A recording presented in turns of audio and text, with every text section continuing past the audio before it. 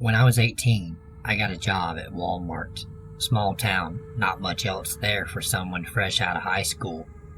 I'd been there about a month and worked in the jewelry department, usually from mid-afternoon until the department closed at 9 p.m.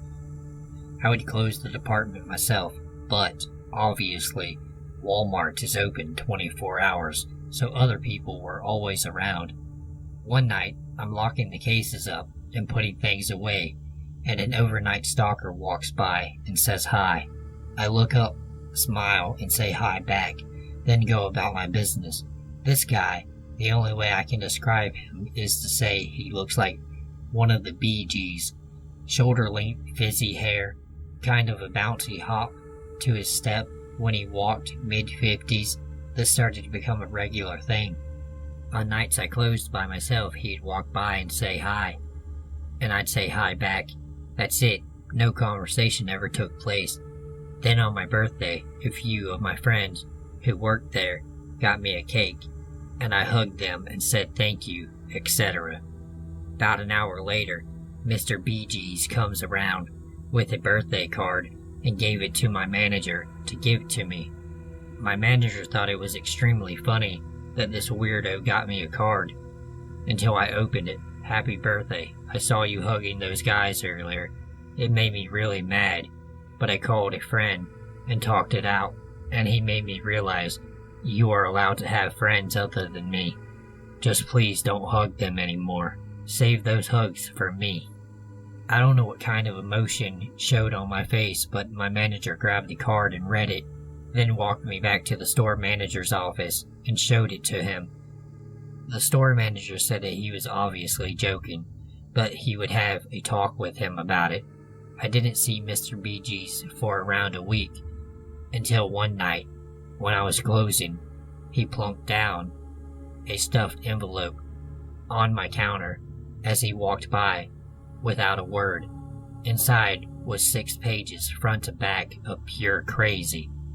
It was basically his entire life story, all about his family and schools he went to, but weird stuff, like how his sister was a psychic, and how his father was an exorcist, and all sorts of weirdness. The end of the letter was about how his friend was 18 months old, and he knew that something bad was happening because he could hear her screaming his name in his dreams.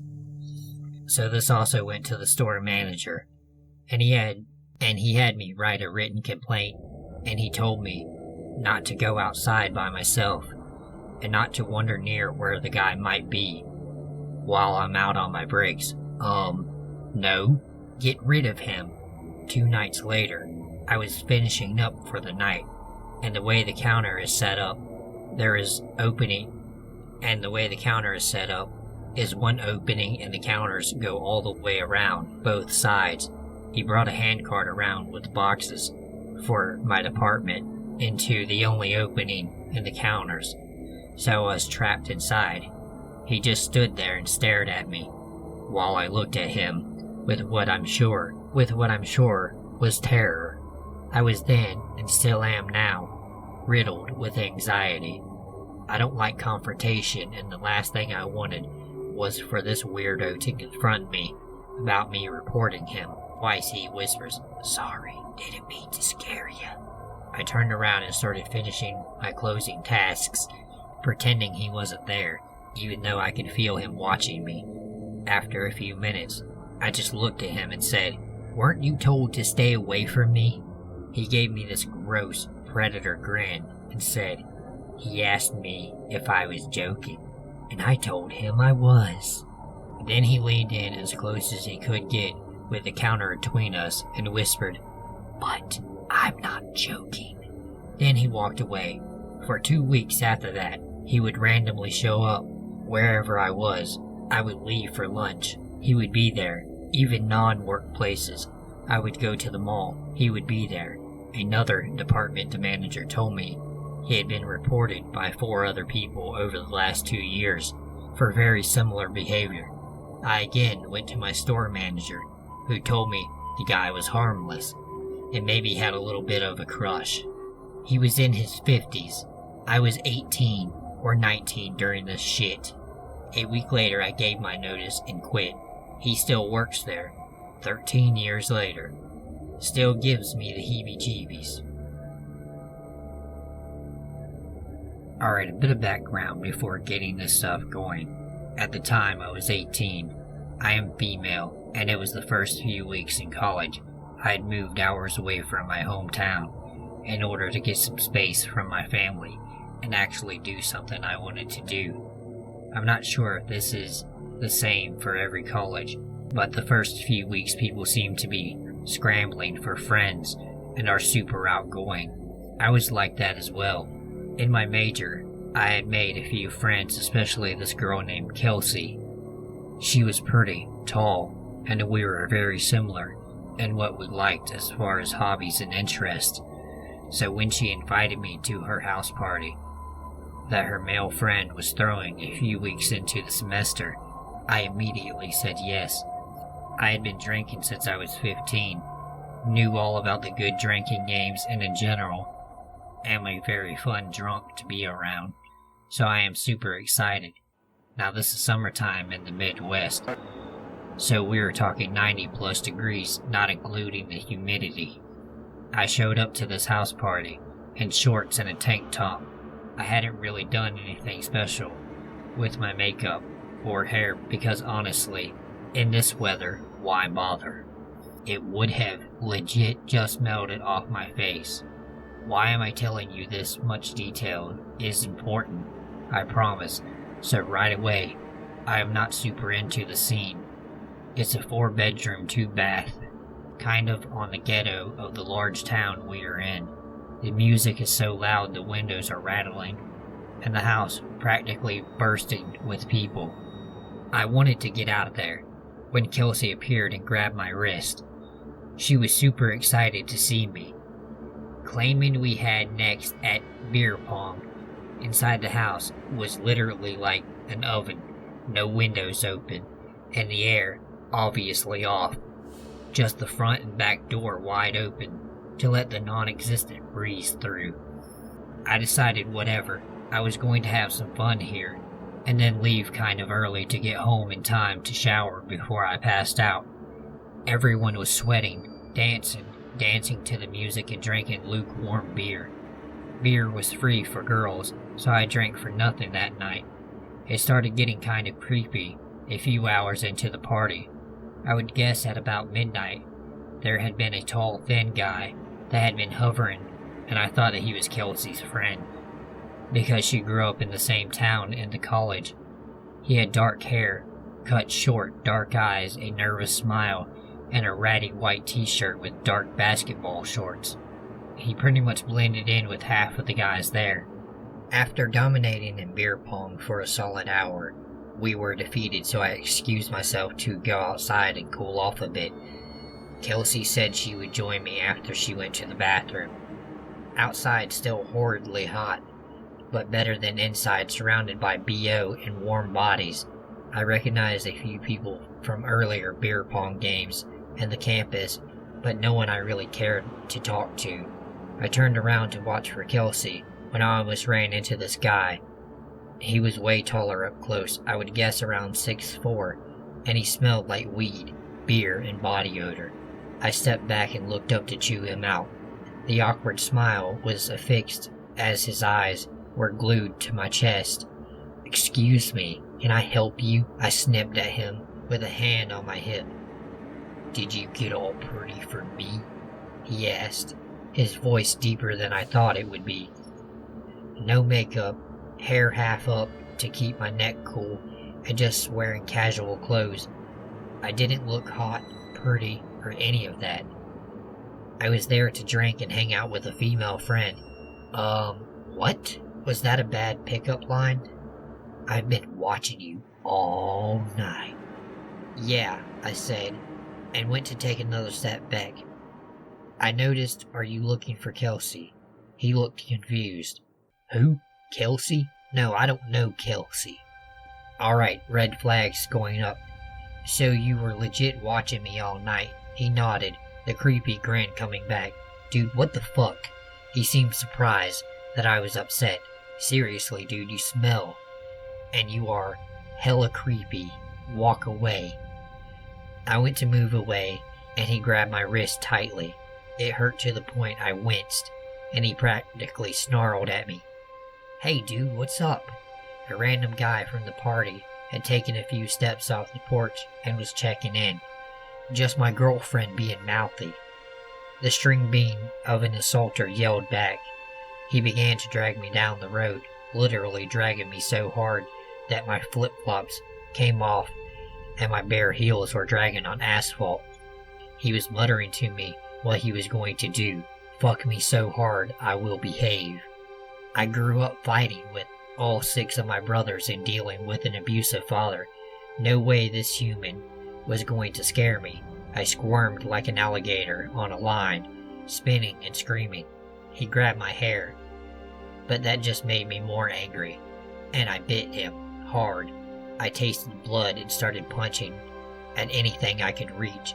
His hand loosened on my hair, and I wrenched my head back, spitting his own blood in his face. As he stumbled back, he went to go hit me. I think he maybe did at one point. With the anger and adrenaline coursing through me, it was like a light tap on my shoulder. I did not feel anything, did not care. I was going to take him down. Out of nowhere, Kelsey seemed to appear with the guy who had called out to check on us. Kelsey grabbed my middle as I was flailing to claw at his face, and the guy went to stand on the other guy's middle so he wouldn't get up. The next few minutes were a blur. I remember my heart pounding so hard in my chest that it echoed in my ears. I was ushered back to the porch, where someone got me water to clean out my mouth and a few paper towels. Apparently, I had a cut on my cheek, and his blood was on my chin. The guy who jumped in to help ended up letting the guy go. He got away. No one called the cops, and I didn't either, because I had been underage drinking. All of it was a stupid combination of dumb teenagers, booze, and adrenaline. Needless to say, I did not hang out with Kelsey again because she turned out to be the worst kind of person. She told me it was my fault for walking out with him, and I had probably done something to lead him on. Found out later the kid who tried to take me was named Jordan, and he did attend the same college, but he had dropped out after a few months due to not attending. Funny twist, but a few years ago, I was looking around on Facebook, and one of the suggested friends was Kelsey. She was shockingly in a relationship with Jordan, and they were having their second kid. A few people have told me over the years she had gotten into some hard drugs and got together with a total loser. So that's fun. She has contacted me a few times, trying to explain why Jordan acted that way, trying to defend her baby daddy to me. No thanks. So in short, creepy Jordan, who tried to do whatever he wanted to me, and shitty friend of the year Kelsey, let's not meet again, for your sake. I was 19 or 20 between first and second year at university and found a summer job at a local video rent store. It was open 8 a.m. to 1 a.m., so whoever was working afternoon shift had to close up. It was located in a calm downtown area, only a couple of blocks away from the city center, and whenever I had to close, I always took a taxi home, so I never had a reason to worry about my safety. After the first month, I had already learned who the regulars were, and because I was friendly and chatty, I started feeling in my element soon enough. I knew who the good clients were, who were the ones who always tended to be late to return DVDs and try to evade the fine, etc. There was, however, one client in particular who always gave me the creeps from the very first time I saw him. He was young, maybe in his early 30s, dirty blonde hair, and whenever he came in to rent or return, he was always kinda hostile towards me. Even in mundane exchanges, the sulky and rather sarcastic way he spoke to me gave me that vibe. I didn't take it personally. But let's just say he wasn't my favorite customer. So imagine my surprise when one day I come to work and my colleague tells me that one of our clients has asked about me when I start work, etc. She was teasing me that he must like me, and I couldn't really think of who the client said he was because she did not remember his name. So she leaves. I start my shift and it was really busy that day, so I quickly forgot about it. But then in the evening, when it was less busy, around 8 p.m., guess who enters the video store? The grump. At this point, I still haven't made the connection in my mind, and I groaned inwardly, thinking, why always on my shifts? Then instead of going through the aisles to pick up a movie, he heads straight for the counter where I am at, and starts asking me questions like, what's my name? Where and what I study? If I had a boyfriend, etc.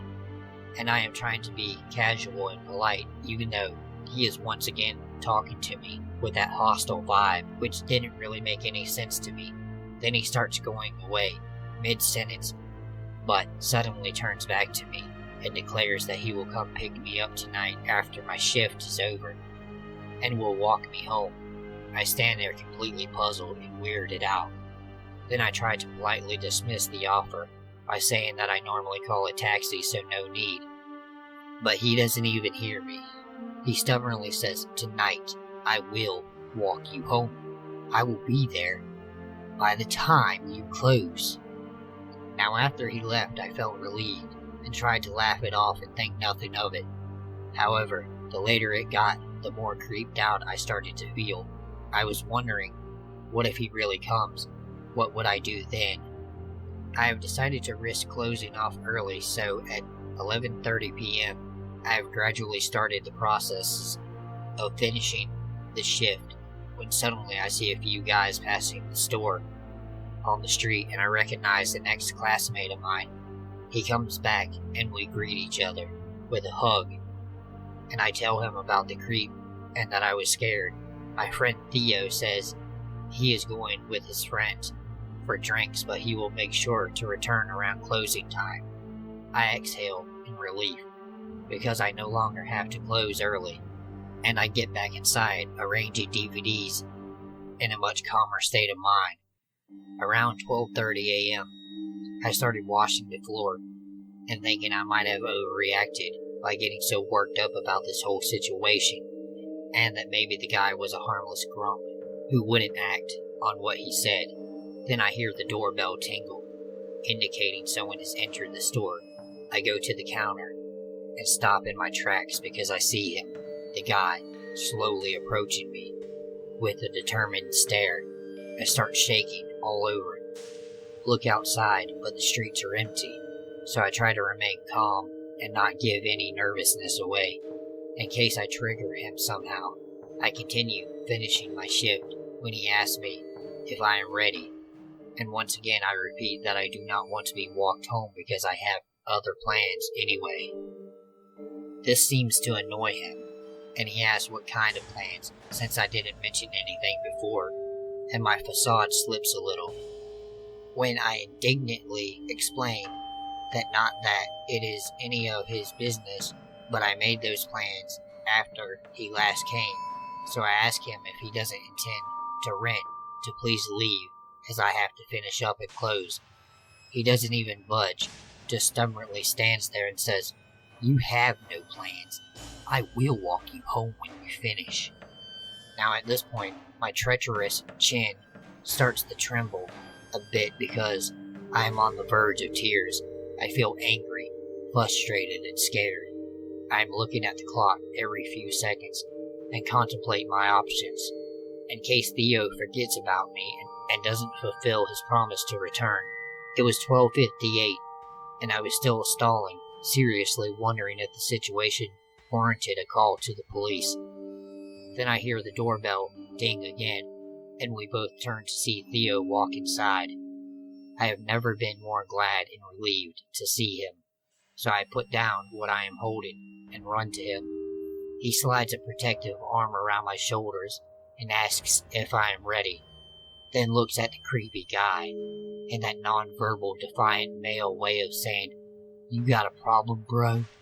Now this would be a good time to mention that Theo was a tall, bulky guy who did sports, so he was not someone you wanted to mess with. In comparison, the other guy was rather slim. The creep looks at us for a few seconds, as if weighing in his options, but then resigns and leaves. But before he goes out the door, he turns to me with a vicious glare and says, "This isn't over." Theo started for the door, and the guy quickly left. Theo walked me home and warned me to speak to my manager and colleagues to warn them about him. The next day I told them everything, and I had to start taking only morning shifts for a while. A few weeks later, one of my colleagues said that the creepster appeared and asked about me again. Mind you, he asked when I would be working that evening shift again. They told him I only do morning shifts, so he seemed disappointed. He then started ranting, said that I led him on, and then rejected him, and my colleagues told him that she actually knows what happened, so it would be best if he leaves me alone unless he wants trouble with the police. That seemed to work, because since then, he never returned to the video store, at least not while I was working there.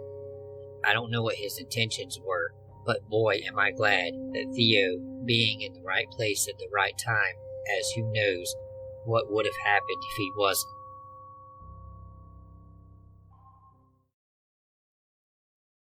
Alright, if you enjoyed the video, go ahead, like, share, subscribe, share on Facebook, share on Twitter, share on Instagram. I don't give a shit where you share it, just share it. Thank you for watching.